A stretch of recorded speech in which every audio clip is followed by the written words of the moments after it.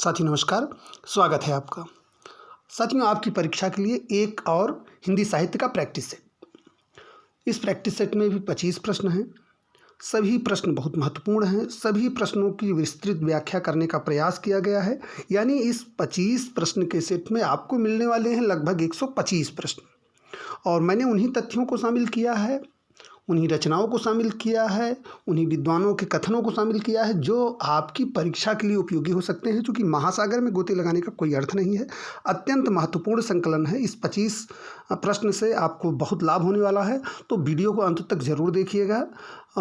आइए जुड़ते हैं आज की चर्चा से। देखते हैं आज का पहला प्रश्न, जो कि विगत वर्ष परीक्षाओं में पूछा गया है। आपसे मैंने पहले भी बताया था कि जो भी प्रश्न विगत वर्ष परीक्षा में पूछे गए हैं वे बहुत महत्वपूर्ण हैं, क्योंकि उनका एक विकल्प सही होता है और 3 विकल्प गलत होता है। जो 3 विकल्प गलत होते हैं, संभव है कि अगली परीक्षा में अगली बार उन्हीं से प्रश्न पूछा जाए। तो ये है जो प्रैक्टिस सेट है, ये आपके लिए बहुत महत्वपूर्ण होने वाला है। इसको आप बहुत ध्यान से देखें। आइए देखते हैं पहला प्रश्न। साथियों पहला प्रश्न है, आचरण की सभ्यता नामक निबंध के लेखक कौन है? ये यूपी टेट 2016 का प्रश्न है। इसमें 4 विकल्प हैं: भारतेंदु हरिश्चंद्र, सरदार पूर्ण सिंह, महावीर प्रसाद द्विवेदी और बालकृष्ण भट्ट। आचरण की सभ्यता बहुत चर्चित निबंध है और इसके लेखक साथियों कौन हैं? आप भी अनुमान लगाते चलिए साथ में, जिससे आपका अभ्यास होता रहे, है ना। तो आचरण की सभ्यता के लेखक कौन है? इसका सही विकल्प क्या है? इसका सही विकल्प है विकल्प संख्या 2, सरदार पूर्ण सिंह। अब आइए इस प्रश्न की व्याख्या देखते हैं। सरदार पूर्ण सिंह के लिखे 6 निबंध हैं। साथियों यहाँ आपको अवगत कराना चाहूँगा कि सरदार पूर्ण सिंह ने केवल 6 निबंध लिखे थे और उन्होंने अपनी हिंदी साहित्य में एक अलग पहचान बनाई इन 6 निबंधों के माध्यम से। उनके केवल 6 निबंध थे, जिससे उनकी एक अपनी अलग पहचान है और उनके 6 निबंध परीक्षा की दृष्टि से बहुत उपयोगी हैं। अनेक बार परीक्षाओं में पूछे गए हैं। 6 निबंधों का नाम देखिए आप: आचरण की सभ्यता, सच्ची वीरता, कन्यादान, पवित्रता, मजदूरी और प्रेम, अमेरिका का मस्ताना योगी वाल्ट व्हिटमैन। साथियों महावीर प्रसाद द्विवेदी की प्रसिद्ध रचनाएं देख लिए: कालिदास की निरंकुशता, रसज्ञ रंजन, हिंदी भाषा की उत्पत्ति आदि हैं। बालकृष्ण भट्ट जी के निबंध हैं चंद्रोदय, एक अनोखा स्वप्न, प्रेम के बाग का सैलानी, साहित्य जनसमूह के हृदय का विकास है आदि। भारतेंदु जी का प्रसिद्ध निबंध भारतवर्ष उन्नत कैसे हो सकती है, बहुत प्रसिद्ध है, आप जानते हैं। ये भी यहाँ इसलिए हमने लिख दिया कि परीक्षा की दृष्टि से बहुत उपयोगी है। देखते हैं दूसरा प्रश्न साथियों। हिंदी भाषा और साहित्य नामक ग्रंथ के लेखक हैं। ये यूपीटीटी 2016 का प्रश्न है। चारों विकल्पों को देखिए।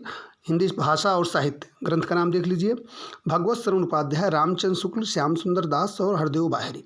तो इसका सही उत्तर है साथियों विकल्प संख्या 3, श्याम सुंदर दास। ठीक है, आइए इस प्रश्न की व्याख्या को देखते हैं।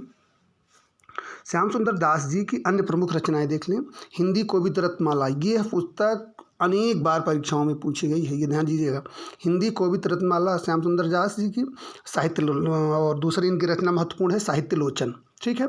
भगवत शरण उपाध्याय की प्रमुख रचनाएं हैं कालिदास का भारत, ठूठा आम, लाल चीन, साहित्य और कला, सागर की लहरों पर। शुक्ल जी का प्रसिद्ध निबंध संग्रह आप जानते हैं चिंतामणि है। एक और जान लीजिए शुक्ल जी के बारे में। शुक्ल जी की एक कहानी बहुत प्रसिद्ध है, 11 वर्ष का समय। 11 वर्ष का समय शुक्ल जी की प्रसिद्ध कहानी है। ये हिंदी की प्रारंभिक कहानियों में मानी जाती है। हरदेव बाहरी जी की प्रसिद्ध पुस्तक है हिंदी शब्द अर्थ प्रयोग और हिंदी भाषा। ठीक है, देखते हैं अगला प्रश्न, प्रश्न संख्या 3। यहाँ देखिए उपन्यास दिए गए हैं और उसमें विवेच्य विषय वस्तु दी गई है। तो प्रश्न को देखते हैं। उपन्यास और विवेच्य विषय वस्तु की दृष्टि से असंगत है। ये यूपीटीटी 2016 का यही भी प्रश्न है। 4 उपन्यास दिए गए हैं, चारों मुंशी प्रेमचंद के हैं। उनमें विवेच्य विषय वस्तु क्या है उसको देखते हैं। वरदान रजवाड़ों की दासियों की समस्याओं पर, सेवा सदन गणिका समस्या एवं विवाह की समस्या पर, प्रेमाश्रम कृषक जीवन की समस्या पर, कायाकल्प सांप्रदायिक समस्या योगाभ्यास और पुनर्जन्मवाद पर। तो इसमें सही उत्तर क्या है साथियों? इसका सही उत्तर है विकल्प संख्या 1। इसमें वरदान की विवेच्य वस्तु असंगत है। आइए देखते हैं इसकी व्याख्या। वरदान की विषय वस्तु 2 प्रेमियों की दुखांत कथा है जो अपने भावी जीवन की सुखद कल्पना में खोए थे। ठीक है, देखते हैं अगला प्रश्न, प्रश्न संख्या 4। हिंदी का प्रथम मौलिक उपन्यास किसे माना जाता है? बहुत महत्वपूर्ण प्रश्न है, बहुत ध्यान से देखिएगा इसको। हिंदी का प्रथम मौलिक उपन्यास किसे माना जाता है?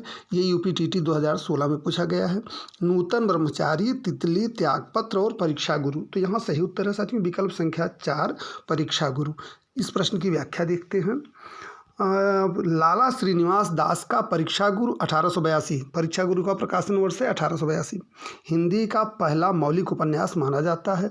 नूतन ब्रह्मचारी ये बालकृष्ण भट्ट जी का उपन्यास है। तितली जयशंकर प्रसाद जी का उपन्यास है और त्यागपत्र जैनेन्द्र जी का उपन्यास है। चलिए देखते हैं अगला प्रश्न। या लकुटी अरु कामरिया पर राज तुहिं पुरी को तज डारों, यह किसकी पंक्ति है? यह भी यूपीटीटी 2016 का प्रश्न है, बहुत महत्वपूर्ण, बहुत चर्चित पंक्ति है ये। सूरदास, नंददास, रसखान और मीराबाई। तो सही उत्तर यहाँ क्या है? सही उत्तर है विकल्प संख्या 3 रसखान। आइए इस प्रश्न की भी व्याख्या देखते हैं। यह रसखान जी की पंक्ति है। रसखान जी की प्रमुख रचनाएं कौन कौन सी हैं? प्रेम वाटिका और सुजान रसखान। प्रेम वाटिका एक ऐसा ग्रंथ है, प्रेम वाटिका एक ऐसी रचना है जो परीक्षाओं में बहुत पूछी जाती है। इसको भी बहुत ध्यान से देख लीजिए, प्रेम वाटिका रसखान। ठीक है, देखते हैं अगला प्रश्न। यह भी बहुत महत्वपूर्ण प्रकरण है। अष्टछाप के कवि नहीं हैं। अष्टछाप के कवि नहीं हैं। 4 विकल्प देखिए, नाभादास, कृष्णदास, परमानंद दास और नंददास। तो यहाँ सही उत्तर है विकल्प संख्या 1, नाभादास जी अष्टछाप के कवि नहीं हैं। इस प्रश्न की विस्तृत व्याख्या देखते हैं।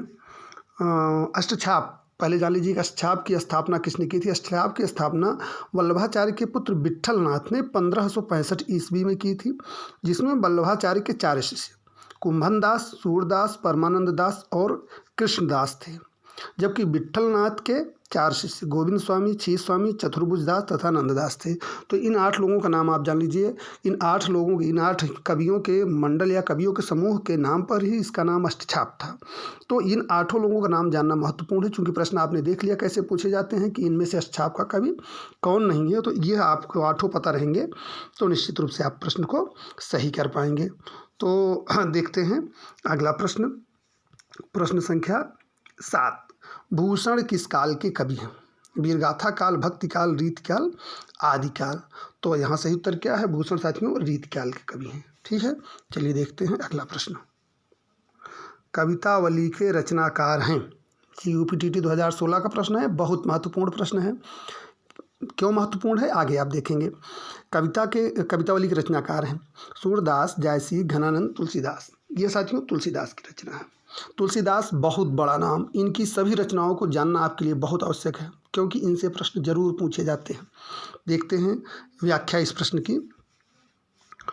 कवितावली ब्रजभाषा में, यहाँ ध्यान रखिए, कवितावली ब्रजभाषा में गोस्वामी तुलसीदास द्वारा रचित है। इनकी अन्य प्रमुख रचनाएं देख लीजिए, इनकी सारी रचनाएं देख लीजिए पहले। वैराग्य संदीपनी, रामाज्ञा प्रश्नावली, रामलला नहछू, जानकी मंगल, रामचरित मानस, पार्वती मंगल, गीतावली, कृष्ण गीतावली, विनय पत्रिका, दोहावली और बरवय रामायण। इनकी 12 रचनाएं हैं। यहाँ जो सब लिखे हैं इसको आप ध्यान से देख लीजिए, कोई भी पूछी जा सकती है, क्योंकि ये बहुत बड़ा नाम है और ये बहुत महत्वपूर्ण रचनाएं हैं। जायसी की प्रमुख रचनाएं हैं तो और, लेकिन आप जो पूछी जाती हैं जो महत्वपूर्ण है उनको जान लीजिए। पद्मावत, अखरावट और आखिरी कलाम, ये जायसी की प्रमुख रचनाएं हैं। सूरदास जी की प्रमुख रचनाएं हैं सूरसागर, सूरसारावली तथा साहित्य लहरी। घनानंद जी की प्रमुख रचनाएं विरह लीला, इश्क लता, वियोग वेली, रस केली वल्ली, कृपाकंद तथा यमुना यस। ठीक है, चलिए देखते हैं प्रश्न संख्या 9। ये भी तुलसीदास से ही संबंधित है। विनय पत्रिका की भाषा कौन सी है? विनय पत्रिका की भाषा कौन सी है? अवधी, खड़ी बोली, ब्रजभाषा, अपभ्रंश। तो ये भी प्रश्न महत्वपूर्ण है, ये अनेक बार पूछा गया है। विनय पत्रिका की भाषा साथियों है ब्रजभाषा। सही उत्तर है विकल्प संख्या 3 ब्रजभाषा। देखते हैं अगला प्रश्न। विनय पत्रिका गोस्वामी तुलसीदास द्वारा ब्रजभाषा में रचित गीत काव्य है, यहाँ यह महत्वपूर्ण है। चलिए प्रश्न संख्या 10 देखते हैं। अंधेर नगरी नाटक के लेखक हैं। मुझे लग रहा है कि हिंदी का प्रत्येक विद्यार्थी इस नाटक को जरूर पढ़ा होगा, अंधेर नगरी नाटक। अंधेर नगरी नाटक के लेखक कौन है? ये भी यूपीटीटी 2016 का प्रश्न है, महत्वपूर्ण प्रश्न है। इसमें देखिए 4 विकल्प दिए हैं। प्रताप नारायण मिश्र, हरिकृष्ण प्रेमी, भारतेंदु हरिश्चंद्र और रामकुमार वर्मा। तो सही उत्तर है साथियों इसका विकल्प संख्या 3 भारतेंदु हरिश्चंद्र। चलिए इस प्रश्न की भी व्याख्या को देखते हैं। भारतेंदु जी के अन्य नाटक, भारतेंदु जी जानते हैं ख्यातिलब्ध नाटककार थे। इनके नाटक महत्वपूर्ण हैं, परीक्षाओं में पूछे जाते हैं। अब जैसा कि अभी आपने देखा अंधेर नगरी। भारतेंदु जी के अन्य नाटक हैं वैदिकी हिंसा हिंसा न भवति, विशस्य विस्मौषधम, प्रेम योगिनी, चंद्रावली, भारत दुर्दशा, नील देवी, सती प्रताप। भारत दुर्दशा, नील देवी, सती प्रताप, ये तीनों तो बहुत महत्वपूर्ण है, इसको आप ध्यान से समझ लीजिए। हरिकृष्ण प्रेमी के प्रमुख नाटक हैं रक्षाबंधन, पाताल विजय, प्रतिशोध, छायाबंधन, शतरंज के खिलाड़ी, सांपों की सृष्टि, आन कामान, अमर बलिदान आदि। रामकुमार वर्मा के प्रसिद्ध नाटक बहुत महत्वपूर्ण, रामकुमार वर्मा जी के भी नाटक हैं कौमुदी महोत्सव, विजय पर्व, राजरानी सीता और चारुमित्रा। ठीक है, देखते हैं अगला प्रश्न, प्रश्न संख्या 11। आदिकाल में पहेलियाँ लिखने वाले कवि थे। चारों विकल्पों को देखिए ध्यान से, जगनीक, अमीर खुसरो, सरहपा और गोरखनाथ। तो यहाँ सही उत्तर है विकल्प संख्या 2 अमीर खुसरो। चलिए इस प्रश्न की व्याख्या देखते हैं। अमीर खुसरो का वास्तविक नाम, यह भी परीक्षाओं में एक बार पूछा गया है। अमीर खुसरो का वास्तविक नाम अबुल हसन था। ये निजामुद्दीन औलिया के शिष्य थे। इनकी रचनाएं हैं खालिक बारी, पहेलियाँ, मुकरियाँ, दो सुखने तथा गज़ल। सरहपा हिंदी के प्रथम कवि माने जाते हैं। दोहा कोश इनका प्रसिद्ध ग्रंथ है। गोरखनाथ जी को नाथ साहित्य का आरंभकर्ता माना जाता है। देखते हैं प्रश्न संख्या 12। कौन सा निबंध हजारी प्रसाद द्विवेदी का नहीं है? ये भी यूपीटीटी 2016 का प्रश्न है। साथियों यहाँ कई बार 2016 में पूछे गए प्रश्नों को आप देख रहे होंगे, क्योंकि इसमें प्राथमिक और जूनियर स्तर दोनों परीक्षाओं में जो प्रश्न पूछे गए थे साहित्य से, उसको यहाँ मैंने संकलित किया है। तो कई बार वो रिपीट हो जा रहा है, चूँकि लगभग 4-5 प्रश्न प्राइमरी के, 4-5 प्रश्न जूनियर के हो रहे हैं। तो कौन सा निबंध हजारी प्रसाद द्विवेदी का नहीं है? अशोक के फूल, कुटज, विचार प्रवाह, वृत्त और विकास। तो इसमें सही उत्तर है विकल्प संख्या 4, वृत्त और विकास हजारी प्रसाद द्विवेदी का नहीं है, बाकी तीनों हजारी प्रसाद द्विवेदी के हैं। अब आइए इस प्रश्न की व्याख्या आगे देखते हैं। वृत्त और विकास शांतिप्रिय द्विवेदी का निबंध है। इनके अन्य निबंध हैं कवि और काव्य, साहित्यिकी, जीवन यात्रा, संचारिणी, युग और साहित्य।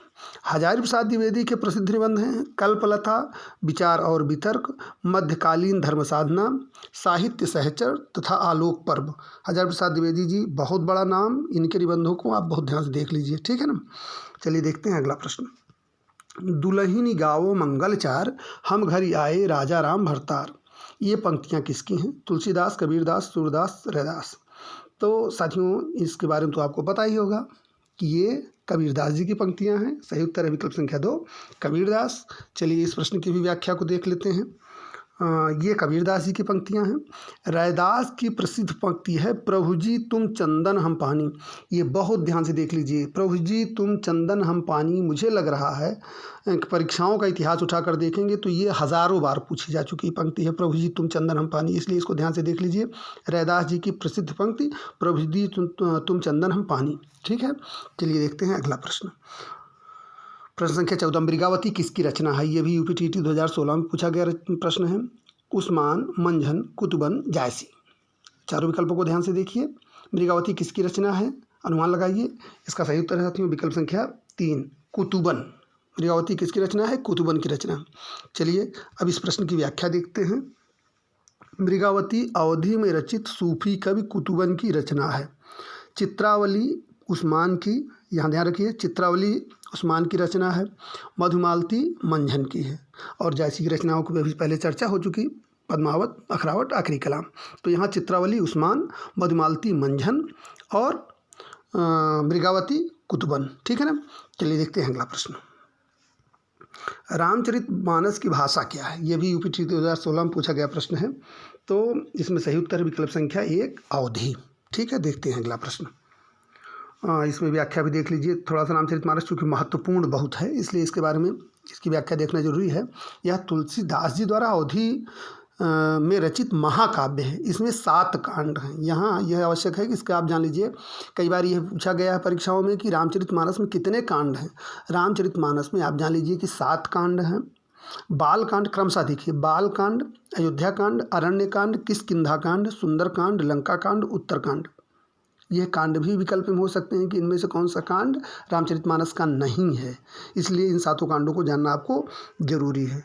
ठीक है, चलिए देखते हैं प्रश्न संख्या 16। आदिकाल का नाम वीर गाथा काल किसने प्रस्तावित किया? ये यूपीटीटी 2016 का यह भी प्रश्न है। रामकुमार वर्मा, राहुल सांकृत्यायन, रामचंद्र शुक्ल और हजारी प्रसाद द्विवेदी। 4 विकल्प हैं। सही उत्तर है विकल्प संख्या 3 रामचंद्र शुक्ल। अब आइए इस प्रश्न की विस्तृत व्याख्या देखते हैं आगे। सच में यहाँ देखिए आदिकाल का अनेक विद्वानों ने नामकरण किया था। उनका नामकरण और उनके नामकरणकर्ता का नाम, यानी क्या उन्होंने नाम दिया था और किसने नामकरण किया था, यह देखिए पूरी यहाँ हमने सूची आपको दे दी है। इसको आप ध्यान से देख लीजिए, चूँकि ये जितना भी इसमें नाम दिया गया और जितने भी नामकरण करता हैं ये सब बहुत ही महत्वपूर्ण है। तो आइए देखते हैं क्रमशः। आदिकाल का नाम चारण काल दिया जॉर्ज ग्रियर्सन ने, बहुत महत्वपूर्ण, देख लीजिए, जॉर्ज ग्रियर्सन ने चारण काल कहा। प्रारंभिक काल किसने कहा, मिश्र बंधु ने। बीज वपन काल महावीर प्रसाद द्विवेदी ने कहा।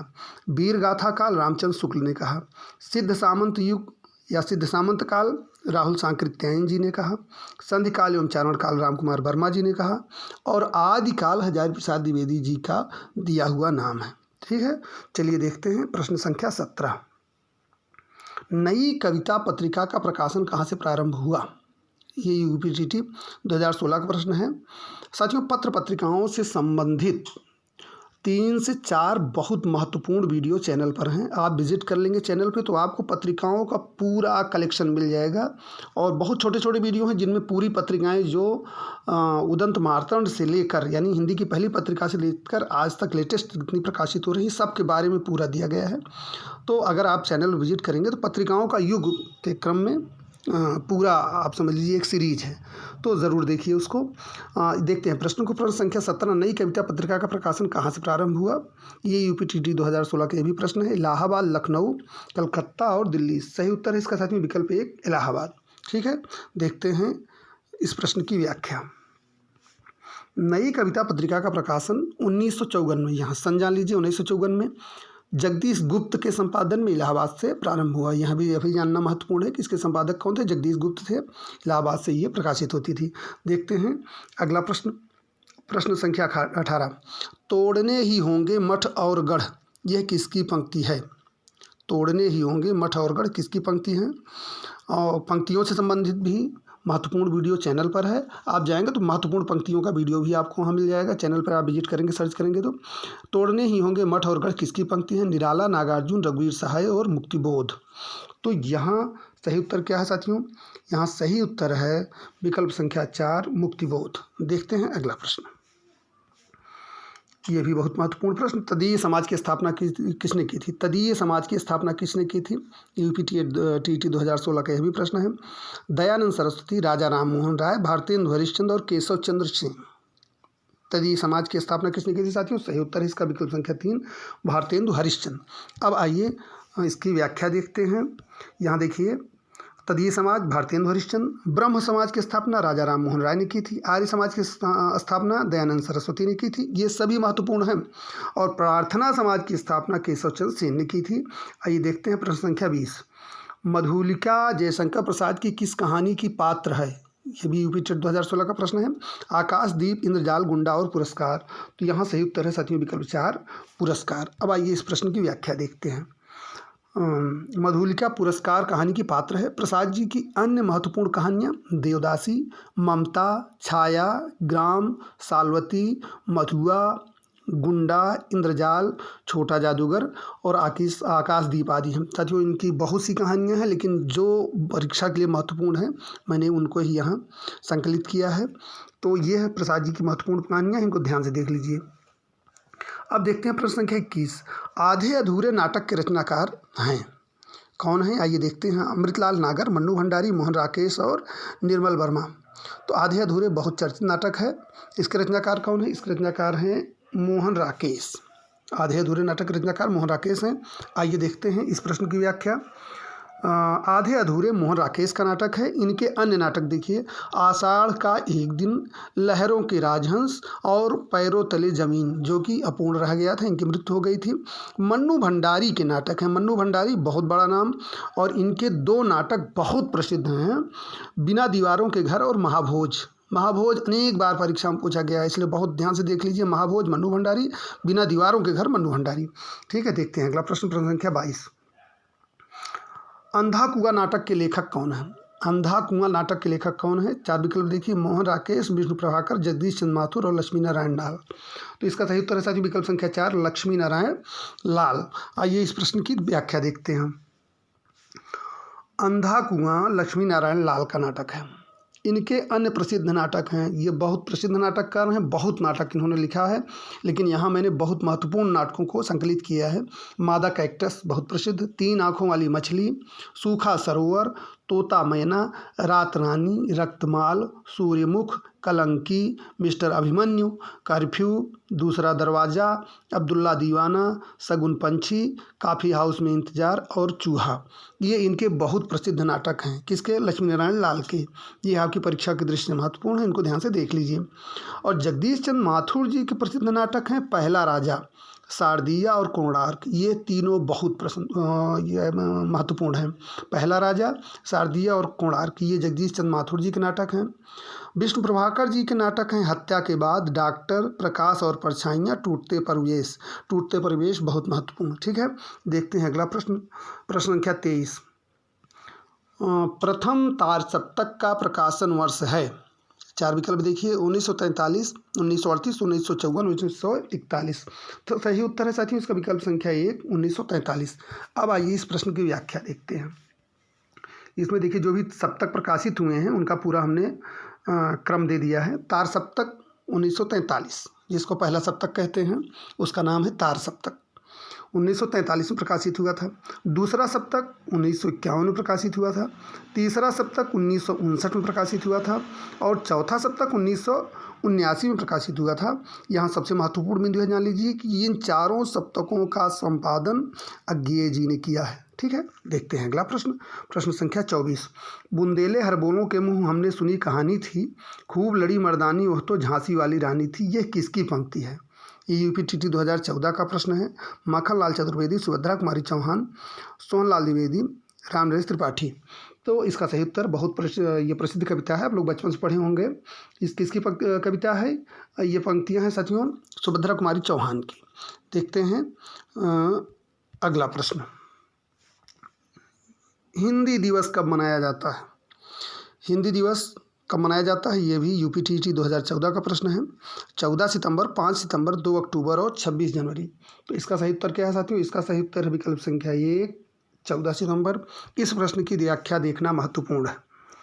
14 सितंबर 1949 को हिंदी को राजभाषा की मान्यता प्रदान की गई। यहाँ मैं बताना चाहूँगा कि प्रश्न इस तरह से पूछा जाता है कि हिंदी को राजभाषा की मान्यता कब प्रदान की गई, तो यह वर्ष जानना महत्वपूर्ण है, 14 सितंबर 1949। ठीक है ना।